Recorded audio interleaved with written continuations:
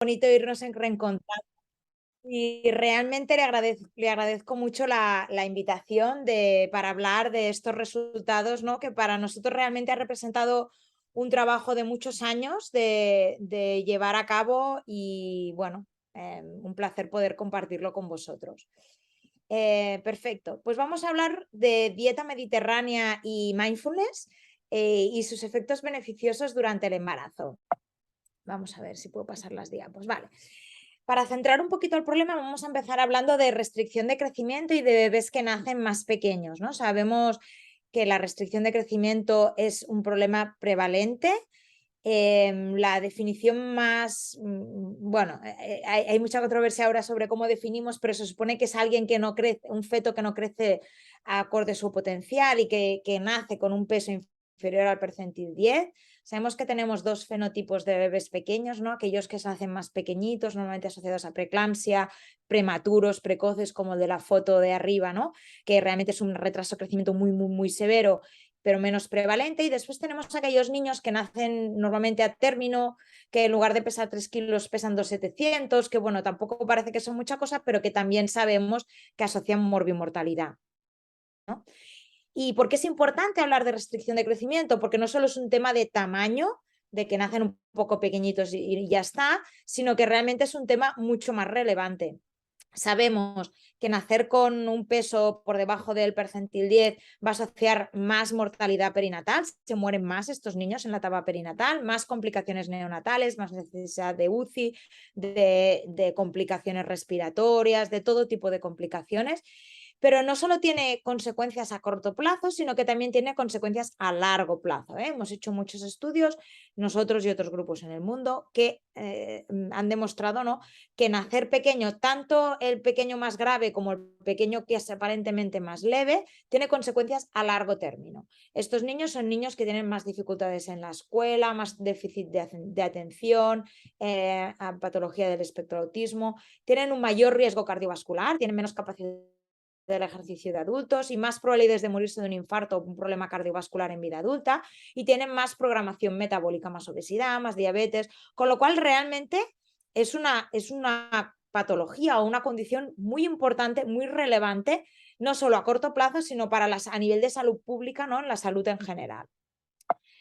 Y dicho esto, ¿no?, pues como hemos dicho, sabemos que nacer con bajo peso es una condición muy importante, con consecuencias a corto y a largo plazo, pero aparte es muy prevalente. Sabemos que afecta entre el 7 y el 10% de los embarazos van a tener una restricción de crecimiento, con lo cual es prevalente y importante.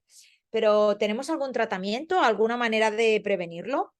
Pues hasta el día de hoy no teníamos ningún tratamiento, ¿eh? Se han probado muchas cosas, se ha probado dar oxígeno a la madre, se ha probado de darle suplementos nutricionales o suplementos proteicos a la madre, se ha probado de manejar diferente, de darles sildenafil, de probar de aumentar la angiogénicos, se han probado muchas cosas, pero hasta el día de hoy nada había funcionado y nada había podido demostrar que realmente pudiéramos tratar o prevenir el retraso de crecimiento. Y básicamente el estándar, ¿no?, hoy en día, pues es bueno, cuando lo diagnosticamos, manejarlo, ver cuál es el mejor momento para parir estas señoras, para evitar consecuencias, pero ya está, solo manejarlo, observarlo sin poder realmente interferir en ello, ¿no?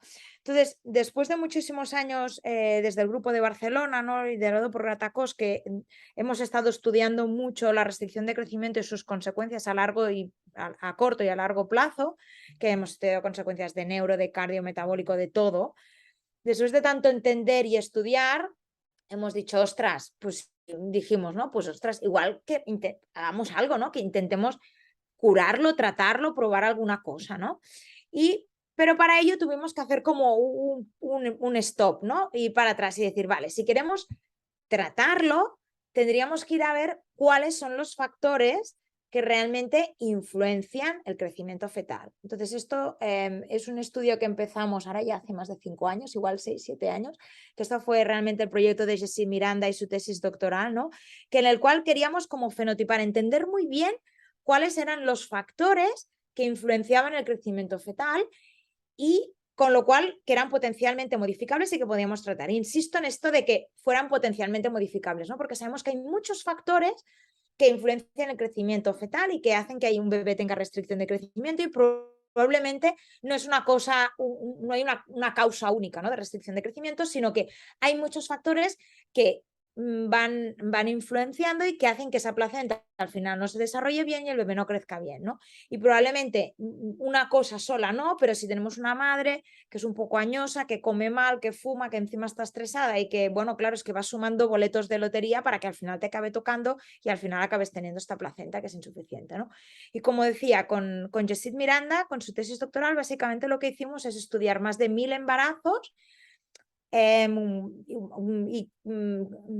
1000 embarazos que tenían, pues, que el bebé crecía poco, ¿no? Bueno, la mitad crecían poco, la otra mitad crecían correcto, y estudiamos todo lo que se nos ocurrió. Intentamos coger muestras de la madre, del feto, cuestionarios, pelo, orina, de todo, y estudiar todo tipo de biomarcadores para entender cuáles eran los factores que más afectaban al crecimiento fetal.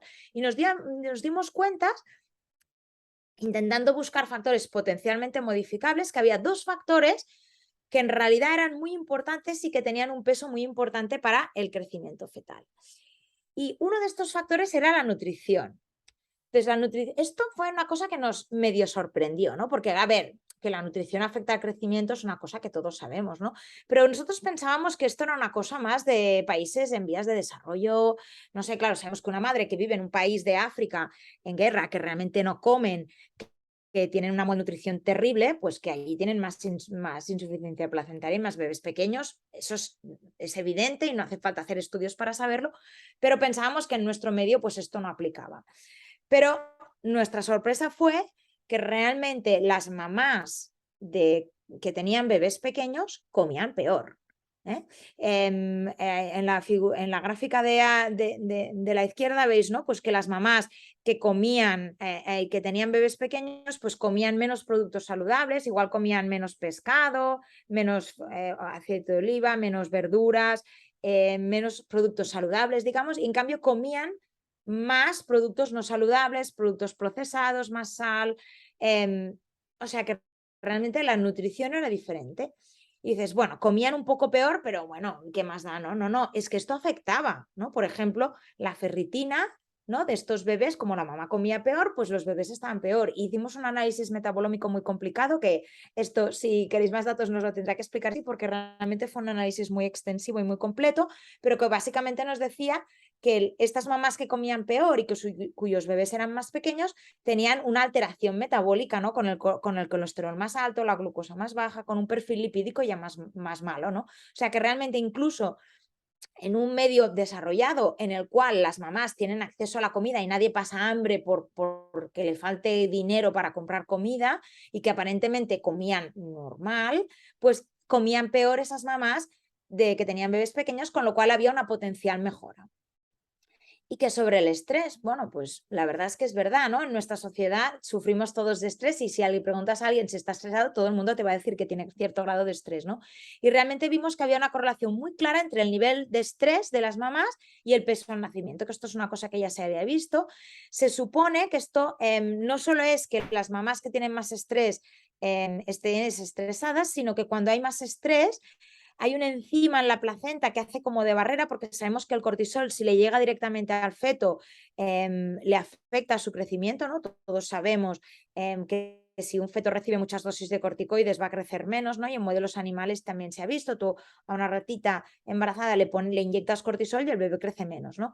Pero la placenta tiene como una barrera, que es esta enzima, el 11-beta hidroxi-SD2, que metaboliza el cortisol, que es de forma activa, a cortisona de forma inactiva, y por lo tanto, como protege al bebé de este estrés materno. Pero cuando las mamás de bebés pequeños que estaban más estresadas, esta enzima estaba funcionando menos y en consecuencia el bebé recibía más cortisol. Con lo cual el estrés también es un factor importante a tener en cuenta.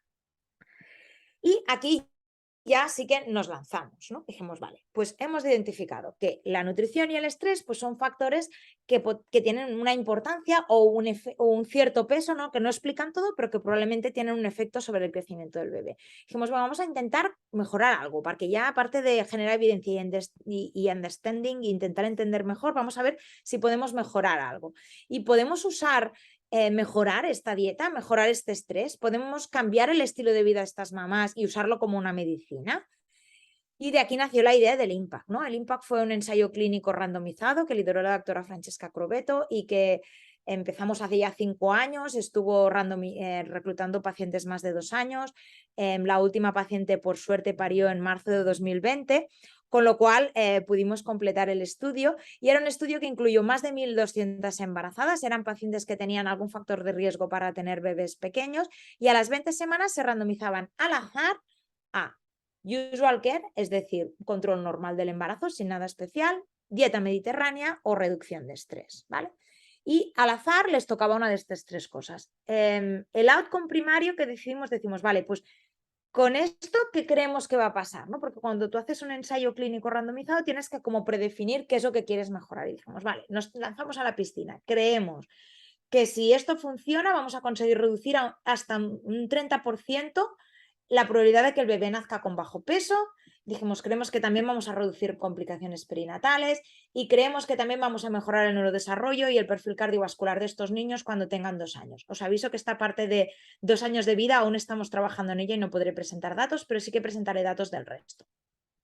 Este era un poco el esquema del ensayo clínico randomizado a las 20 semanas, alrededor de las 20 semanas, después de la ECO 20, que viéramos que era el feto normal, se le proponía a la paciente participar en el estudio, se hacía un asesoramiento basal de cómo era su dieta y cómo era todo, y al azar le tocaba o control normal, o dieta mediterránea, o mindfulness, y después se le iban haciendo muchas ecos, resonancias, seguimiento, cogiendo muestras. Al parto recogíamos el peso al nacimiento y después seguíamos a los bebés, ¿vale?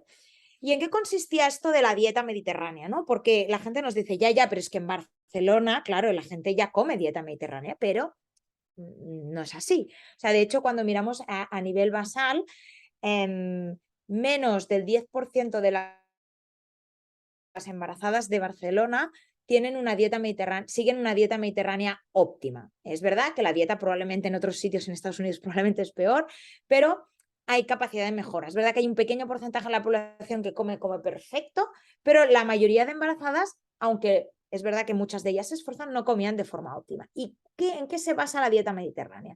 La dieta mediterránea es una dieta que es como un paradigma, no significa que sea la única dieta buena, pero que sí que es un paradigma que tiene un buen equilibrio, ¿no?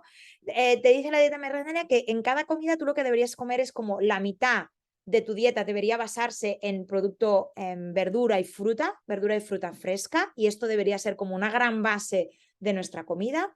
Después, o sea, eso serían como como la mitad de lo que deberías comer. Después, una cuarta parte tiene que estar basado en cereales, y cereales sobre todo integrales idealmente, y la otra cuarta parte serían proteínas, y en proteínas pues incluimos desde los lácticos, que es verdad que en el embarazo hay que hacer como un consumo especial, y después legumbres y el pescado, la carne y los huevos, ¿no? Y la carne, pues sobre todo carne más blanca, evitar la carne ultraprocesada y potenciar el consumo de pescado.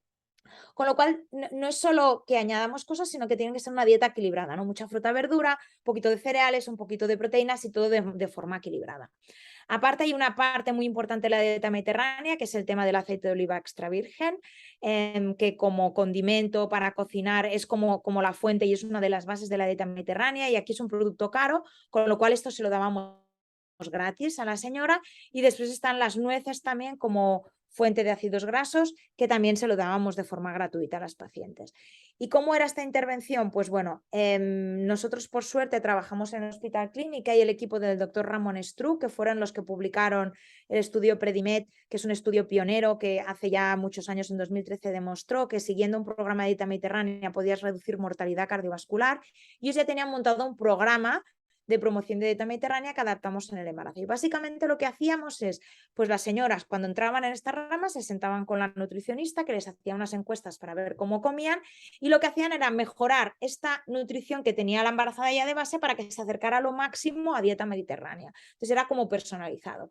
Igual una pues resultaba que no comía nada de fruta, ¿no? Otra pues de que comía demasiada proteína, o igual otra embarazada pues que comía poca leche. Entonces se miraba cómo comían y se intentaba mejorar los apartados que hicieran falta. No pusimos a nadie a dieta, nadie pasó hambre ni sufrió, sencillamente se les ayudaba a ir cambiando su nutrición hacia un patrón más saludable, a base de darles recetas, consejos, listas de la compra, ayudándolas a mejorar su dieta de forma personalizada, y la nutricionista se sentaba con ellas cada mes de forma presencial y cada 15 días les hacía como una llamadita.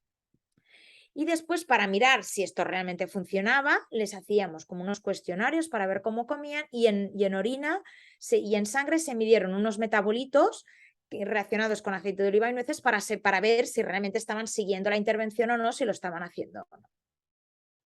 ¿Y qué tal el mindfulness? ¿No? Bueno, aquí la verdad es que, así como en la dieta mediterránea, fue relativamente fácil, porque en nuestro hospital teníamos a alguien que ya tenía un programa y lo único que tuvimos que hacer es adaptarlo. Con lo de la reducción del estrés fue bastante más complicado. Tuvimos varios intentos que tuvimos que ir cambiando, porque nosotros queríamos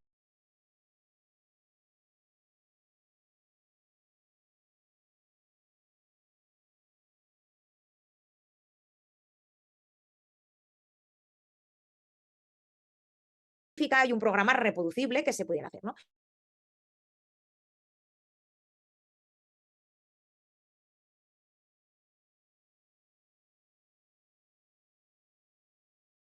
Vino la Universidad de Massachusetts hace ya muchos años,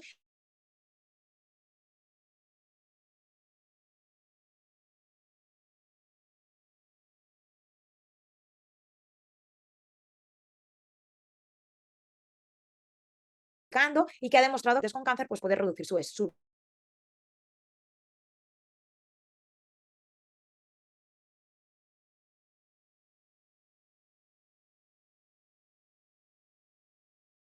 embarazadas. ¿Y qué hacían esto? Vale. ¿Me oís de nuevo? Que creo que esto del Perfectamente, mindfulness no lo Fátima. ha soportado. Vale, Perfectamente, ya vale. te estamos Creo que el escuchando. mindfulness no le ha gustado al programa, ¿eh? Al sistema. Vale, pues básicamente esto del mindfulness lo que significa es atención plena, o sea, mente plena. Y básicamente lo que nos viene a decir es que nosotros, el estrés, la fuente base de estrés, si pensáis en vosotros mismos, es cuando nosotros nos preocupamos por cosas de futuro, ¿no? O por cosas de pasado y le damos vueltas y nos preocupamos por esto. Por ejemplo, yo ahora estoy haciendo esta presentación, pero si yo, en lugar de estar concentrada presentando, estoy pensando, ostras, es que después he quedado para hacer una reunión o me estoy perdiendo tal sesión y ahí sí llegaré aquí, o estoy pensando en el pasado, no, ostras, a ver, ostras, envié ese mail o hice esta cosa y no estoy concentrada en el momento presente. Esta es como la fuente principal de estrés, ¿eh? Y el mindfulness lo que te dice es, vale, para un momento, o sea, deja de darle vueltas a lo que pasará o si va a pasar esto, o deja de preocuparte por esto lo hice mal, deja de pensar en el futuro y en el pasado, piensa en el presente y ten atención plena en el presente y disfruta del momento o de lo que te esté pasando ahora, y olvídate por un momento del pasado y del presente, céntrate, ¿no? Y esto es muy bonito de decir, pero básicamente el mindfulness te da herramientas prácticas, unos ejercicios para entrenar el parar un momento, dejar de preocuparte y disfrutar del momento, ¿no? Y esto es como dicen, ¿no? Como un entrenamiento, como si te entrenaras para un deporte, ¿no? Como si quieres aprender a nadar, que el primer día no te sale, pero a base de practicar. El primer día que intentas hacer una meditación, al cabo de medio minuto ya estás distraído, pero a base de practicar, pues cada vez puedes aguantar más tiempo y al final, si consigues hacer una meditación que estés concentrado durante 45 minutos, allí se ha demostrado que consigues bajar niveles de cortisol. O sea, realmente es una cosa que requiere un entrenamiento y lo que da es herramientas para que cuando tú notas ese estrés, ostras, es que me estoy agobiando, puedas parar un momento, respirar, pum, paro, corto este círculo vicioso, o incluso aunque no notes mucho estrés, si lo haces como una vez al día o de vez en cuando, pues también te sirve para romper este círculo y para bajar los niveles de estrés. Bueno, aquí también pusimos como varios cuestionarios para intentar ver si las pacientes realmente estaban haciendo la intervención, y después también cogimos orina de 24 horas para medir el ratio cortisona-cortisol para ver si realmente bajábamos los niveles de cortisol. Vale. En el grupo control, pobres, que no seguían ninguna intervención, los cuestionarios los hicieron igual y todo lo que eran muestras también se hizo igual. Entonces, que no hicimos nada. Entonces, en el IMPACT aproximamos más de 2.000 pacientes que les valoramos a ver si tenían criterios. Al final se pudieron randomizar más de 1.000 pacientes, 1.221 pacientes en los 3 grupos al azar, como he dicho, o control normal o dieta mediterránea o mindfulness. Y estas eran las características de nuestra población. A destacar también a la hora de comparar, ¿no? Que realmente la población que participó en este trial era básicamente población de etnia caucásica, la mayoría de ellas de nivel socioeconómico medio alto, aunque tuvimos un pequeño porcentaje de nivel socioeconómico bajo, y destacar también las tasas de obesidad, que en nuestro medio 12% de obesidad, realmente bajito si lo comparamos con otras poblaciones. ¿Y realmente siguieron la intervención? Pues sí, el grupo que hizo dieta mediterránea mejoró claramente los metabolitos, tanto de aceite de oliva y nueces, y mejoraron mucho su adherencia a la dieta mediterránea. Hasta el 95% conseguimos que tuvieran una adherencia óptima a dieta mediterránea. Y en el grupo de mindfulness también mejoraron tanto los cuestionarios como el nivel de cortisona, cortisol en orina mejoró. O sea que las intervenciones funcionaron. Bueno, y el outcome, ¿no? Porque hemos dicho que el outcome primario, ¿no? El outcome primario era peso al nacimiento. O sea, un outcome duro, que pesaba la comadrona y nosotros no teníamos nada que hacer.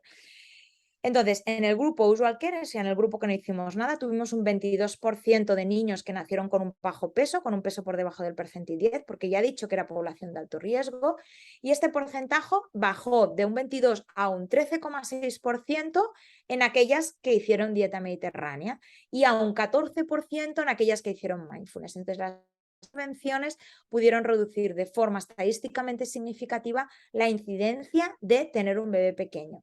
Es decir, que redujimos más del 30, entre un 30 y un 40% las probabilidades de que hicieran un bebé pequeño. Era población de alto riesgo que tenía altos números de tener un bebé pequeño y esto se redujo en un 30% las probabilidades de tener esto, un bebé pequeño, ¿vale?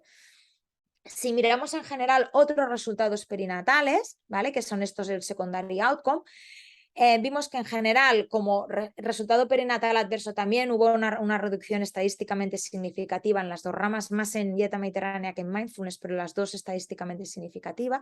Y si descomponemos un poco el problema, vemos que a nivel de prematuridad sí que parece que no tuvimos ningún efecto. O sea, la tasa parto pretérmino fue similar en los tres grupos.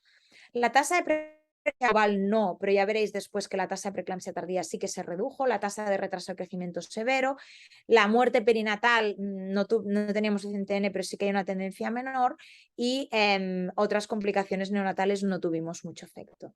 Y hablando de la preeclampsia, que estos sí que son datos no publicados aún y que estamos trabajando en ello y que presentó la doctora Francesca Corbeto en la ISWO, que fue el top abstract de este año en ISWO, fue el efecto de este trial para reducir preeclampsia tardía. Como veis, tuvimos en el grupo de no intervención hubo un 9% de pacientes que tuvieron preeclampsia tardía y esto se redujo casi a la mitad, un 5% en aquellas que siguieron dieta mediterránea. Esto fue estadísticamente significativo.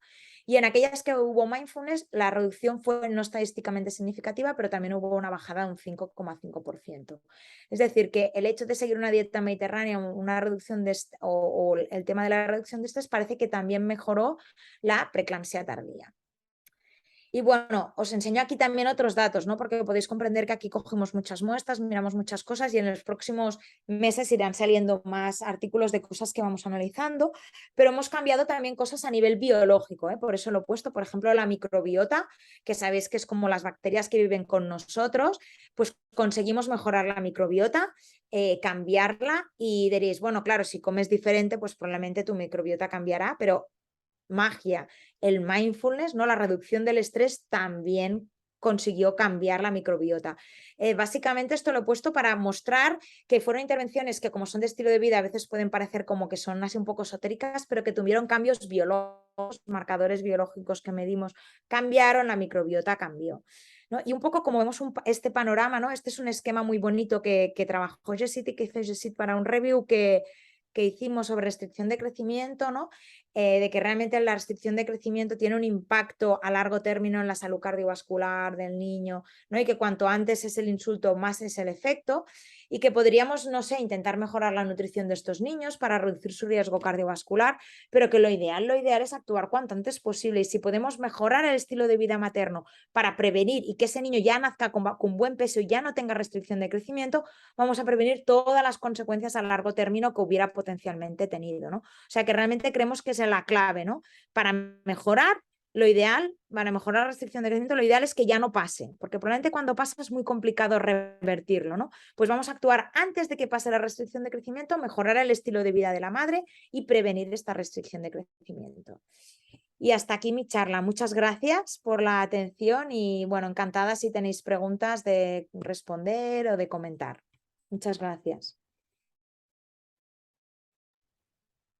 Espera, voy a parar de compartir. ¿Me escucháis? Sí, Fátima, te escuchamos perfectamente. Muchísimas gracias por tu excelente presentación. Por aquí tengo algunas preguntas. Por ejemplo, ¿cuál es el escenario? Vimos que más o menos poco más de 50 pacientes eran del grupo de pacientes latinas que nos interesa particularmente a nosotros. ¿Hubo algún tipo de análisis de subgrupo para este grupo de pacientes? Sí, hicimos un análisis de subgrupos de las diferentes etnias, razas que teníamos y en todas funcionó. Hicimos un subanálisis tanto por nivel socioeconómico como por etnia y la intervención funcionó de forma similar en todos los grupos, aunque el porcentaje era pequeño, pero en este subgrupo también funcionó. El único subgrupo donde el cual no funcionó fue en las obesas. En ese grupo sí que no nos funcionó la intervención. Vale, esa era otra pregunta, porque casualmente ustedes tienen una tasa de sobrepeso o de obesidad del 12%, mientras en Latinoamérica supera el 50% en las mujeres en edad reproductiva. Entonces, y ese particularmente es un grupo pues de alto riesgo para desarrollo de preeclampsia o de restricción. Entonces, ¿crees tú Sí. que podríamos llegar a tener algún tipo de impacto, teniendo en cuenta que nosotros definitivamente dieta mediterránea en la población general no la podremos llegar a tener? En el cambio de Bueno, dieta, por ejemplo, en la orientación para llevarlas hacia allá? a ver, el tema son como dos conceptos, ¿no? El concepto de la dieta mediterránea, como he dicho, una dieta saludable no tiene que ser mediterránea para que sea saludable, ¿eh? Nosotros hemos cogido el paradigma de dieta mediterránea porque ha demostrado que es saludable y equilibrada. Pero esto hay que adaptarlo a cada medio, ¿eh? Y evidentemente pretender que en un área que no han visto el aceite de oliva en su vida y que igual hay un tipo de vegetales que tampoco son ni naturales ni se van a poder intentar implementarlos allí no tiene ningún sentido. Lo que tiene esto es como un proof of concept, de decir, si tú consigues llegar a un buen patrón de dieta equilibrado como la dieta mediterránea, puedes mejorar cosas. Entonces, esto es llevarlo cada uno a su escenario, ¿no? Y dentro de la dieta que tiene cada área del mundo, ¿no? O pues decir, vale, pues ¿cuál es mi estándar de dieta óptima o dieta equilibrada? Que probablemente hay cosas que son similares en todas, ¿no? El concepto de comer mucho fruta y verdura y vegetales del área, de reducir el consumo de proteínas, de consumir el consumo de productos ultraprocesados, fritos y todo esto es como en general, pero el estándar, nosotros hemos usado dieta mediterránea, pero el estándar ideal puede ser diferente en cada sitio y cada sitio lo tiene que adaptar. Esto es uno. Después, el tema de la obesidad es un tema complejo y la verdad es que con el grupo de dieta mediterránea que trabajamos en Barcelona, que hicieron el Predimet, ahora ellos están haciendo el Predimet Plus, que es el Predimet en obesos, y está complicado el tema de la obesidad, pero no por un tema de la dieta, o sea, no es que no funcionara porque no les funciona la dieta mediterránea, sino porque en realidad no la hicieron bien. La obesidad es una enfermedad muy compleja y tiene un componente psicológico muy importante. La gente no es obesa pues porque sí, sino que hay un componente psicológico, ¿no? Pues porque me gusta este tipo de alimento, porque son personalidades de recompensa rápida, porque soy unos hábitos muy aprendidos. Entonces, si tú haces una recomendación, ¿no? Pues tienes que hacer estas recetas en una mujer no obesa, te lo seguirá bien, estará motivada y lo hará bien, pero en una paciente obesa, aparte de hacer esto, tienes que darle como un soporte psicológico o tienes que conseguir que te lo haga y la intervención no puede ser igual, porque es una paciente que ya lleva una mochila, ¿no? Y ya come de forma muy patológica y aparte hay este componente psicológico de comer cosas que están prohibidas o de unos hábitos ya muy afectados. Entonces, probablemente para que te funcione la intervención en pacientes obesas, tienes que añadirle un componente de soporte psicológico que lo puede hacer la nutricionista igual, pero de grupo, de sharing, de motivación, de darles como un extra, porque ya digo, la obesidad es una patología mucho más compleja de lo que. Entonces, cuando quieres ¿no? aplicar esta intervención en una población con una alta tasa de obesidad, pues probablemente habrá que darle como un enfoque un poco diferente para que funcione.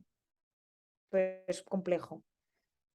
Fátima, muchas gracias. Casualmente, me encanta tu respuesta porque lo que buscaba era casualmente decir que no necesariamente tiene que ser la dieta mediterránea, sino que tiene que ser alimentos reales, evitando los alimentos sobreprocesados, etcétera, o ultraprocesados, que es casualmente lo que aumenta el estrés oxidativo también y que probablemente nos vaya a llevar a que tengamos una mayor propensión a desarrollar enfermedades metabólicas, preeclampsia, restricción, etcétera. Aquí tengo a Yesid, que también quiere hacerte una pregunta. Hola Fátima, buen Perfecto. día. Gracias por Hola, la, Jessy. ¿qué más? Gracias por la charla, espectacular y sobre todo resaltar lo que dices, ¿no? Porque el título de tu charla, al poner dieta mediterránea, la gente ya tiene como cierta resistencia a decir solo en el Mediterráneo. Yo creo que el fundamento del impact en realidad es el concepto que está de fondo, que es que tú puedes cambiar el estilo de vida y el estilo de vida tiene un impacto en la parte perinatal. O sea que, ¿sabes? La parte mediterránea es la que hace que la gente tenga cierta resistencia, pero yo creo que el concepto fundamental es brutal. Yo quería hacerte una pregunta sobre la parte de obesidad, porque como sabes, en la parte de la microbiota y la obesidad hay como muchos estudios, incluso se muestra de que hay como una inflamación crónica en la mujer. Y es súper interesante que, si te entendí bien, en aquellas que hiciste estrés, solamente manejo del estrés, encontraste un cambio en el microbiota de la madre. Eso es correcto, ¿no? Y hay un eje que regula, ¿no?, lo que está pasando en el cerebro con lo que pasa en el colon y en el microbioma del colon. ¿Lo entendimos bien? Es súper Sí, interesante lo que sí, acabas de sí. comentar. Sí, sí, son unos datos que ahora estamos como por publicarlos, pero sí, o sea, parece increíble, ¿no? Pero haciendo, a ver, si lo piensas, en realidad cuando estamos estresados, ¿no? Vamos a dar una charla o algo, todos tenemos que ir al baño más, pues porque afecta a nuestro intestino. Con lo cual, el eje intestino-cerebro es claro y es evidente, pero después parece como mágico, ¿no? Que tú haciendo como una reducción de estrés, unas meditaciones, un yoga, puedas cambiar algo biológico. Bueno, hemos cambiado el cortisol y también hemos cambiado la microbiota.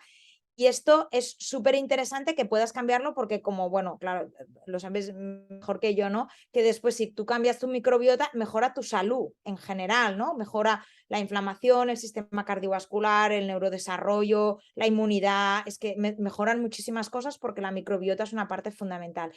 Y curiosamente es un dato que ahora estamos trabajando porque no acabamos de entender muy bien, la microbiota de las obesas sí que mejoró. O sea, Claro. aunque no hicieran muy bien la intervención, Ya. sí que la microbiota sí que funcionó en las obesas, no conseguimos mejora estadísticamente significativa de peso al nacimiento, pero sí les mejoramos la microbiota y esos son unos datos que ahora le estamos dando como un poco una vuelta para entenderlo. O sea, sí que es verdad que igual no hicieron la intervención tan bien como las otras, como para conseguir la mejora en el peso, pero sí que mejoró su microbiota, con lo cual, bueno, hay esperanza, ¿no? Total, y es un concepto muy abierto, pero había mucha literatura en población no gestante y ahora yo creo que tú vas a adicionar en población gestante, que es impresionante. Última pregunta sobre la preeclampsia.